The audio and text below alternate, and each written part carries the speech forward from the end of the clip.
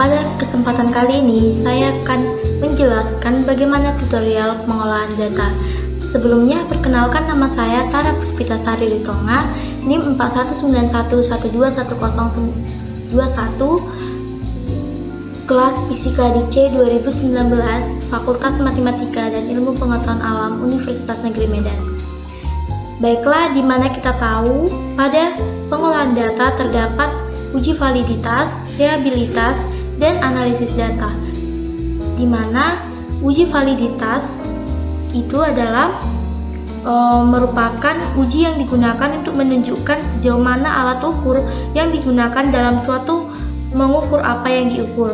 Sedangkan uji reliabilitas adalah seberapa besar derajat tes mengukur secara konsisten sasaran yang diukur, dan reliabilitas dinyatakan dalam bentuk angka dan biasanya sebagai koefisien. Koefisien yang tinggi berarti reliabilitas yang tinggi.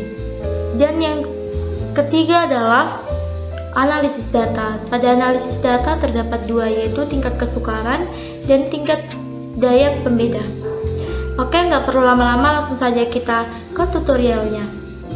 Berikut ini saya telah mempunyai data dari 15 responden, di mana data yang saya gunakan adalah dari soal pilihan ganda. Bisa teman-teman lihat, terdapat dua bentuk nilai. Yang pertama 1 dan 0. 1 adalah bentuk nilai soal benar, dan 0 adalah bentuk soal yang salah.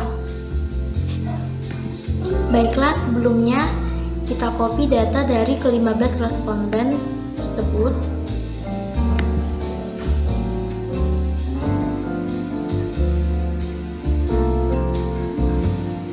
Di sini bisa teman-teman lihat dari ke-20 butir soal, pada soal nomor 1 jumlah benar yang dijawab oleh responden ada 7 responden, dan soal nomor 2 dijawab benar oleh 7 responden, soal nomor 3 dijawab benar oleh 3 responden, soal nomor 4 dijawab benar oleh 9 responden, soal nomor 5 dijawab benar oleh responden ada 3, soal nomor 6 tidak ada yang menjawab dengan benar, soal nomor 7 dijawab 3 orang responden dengan benar, soal nomor 8 yang menjawab benar ada 1 responden, soal nomor 9 dijawab benar oleh 6 responden, soal nomor 10 dijawab 15 responden dengan benar, soal nomor 11 dengan 10 responden jawaban benar, soal nomor 12 dijawab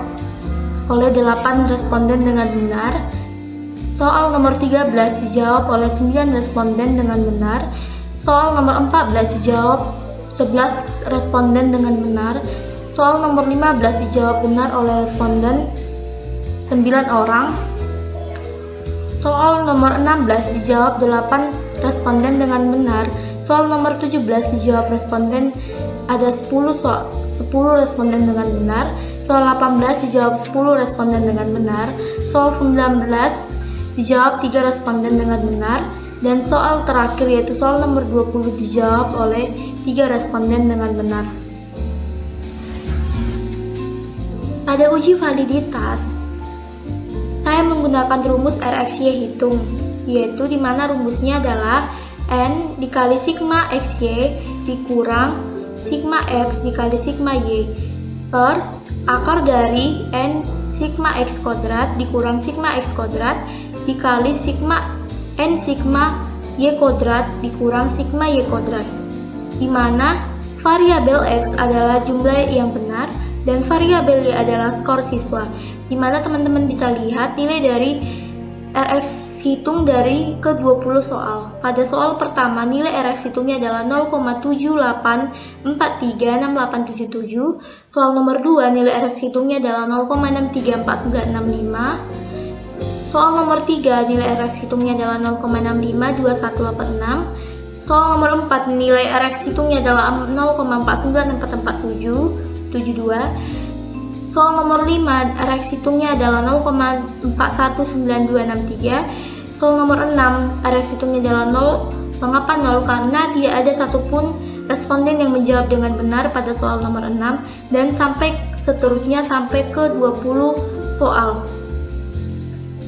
Dan Pada R tabelnya bisa dilihat nilai R tabelnya adalah 0,51397748, di mana sesuai dengan kriteria jika R hitung lebih besar dari R tabel dinyatakan valid atau berkolerasi signifikan terhadap skor total, dan jika R hitung lebih kecil dari R tabel dinyatakan tidak valid atau tidak berkolerasi signifikan terhadap skor total, di mana dari ke-20 soal, pada soal pertama dikatakan valid karena bisa kita lihat Rx hitung lebih besar dari R tabel. Soal nomor 2, Rx hitungnya lebih besar dari R tabelnya, dikatakan valid. Soal nomor 3 lebih besar Rx hitungnya dibanding R tabelnya, dan soal nomor 4 dikatakan tidak valid karena nilai Rx hitungnya lebih kecil dari R tabelnya, dan soal nomor 5 dikatakan tidak valid karena nilai Rx hitungnya lebih kecil daripada R tabelnya. Dan sampai kepada 20 soal yang dijawab oleh responden. Pada kategori di mana kategori pada uji validitas yaitu 0,81 sampai 1 dikatakan validitas sangat tinggi, 0,61 sampai 0,81 dikatakan validitas tinggi, 0,41 sampai 0,60 dikatakan validitas sedang, 0,21 sampai 0,40 dikatakan validitas rendah, 0,00 sampai 0,20 dikatakan validitas sangat rendah. Dan dari simpulan didapatlah jumlah valid dan tidak validnya.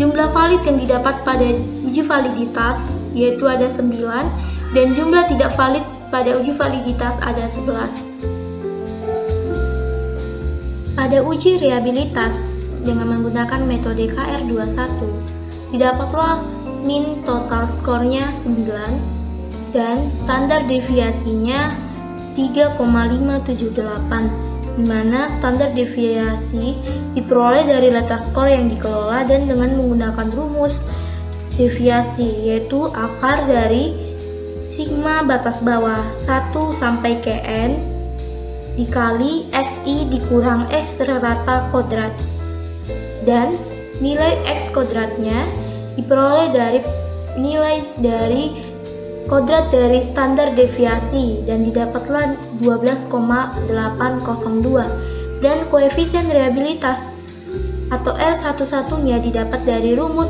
uji reliabilitas dengan rumus R11 sama dengan N per N kurang 1 dikali 1 dikurang X rata skor soal dikali N X rata soal per N dikali X kodrat T, di mana N sama dengan banyaknya butir soal, XT sama dengan rata skor total, X kodrat T sama dengan skor varian total.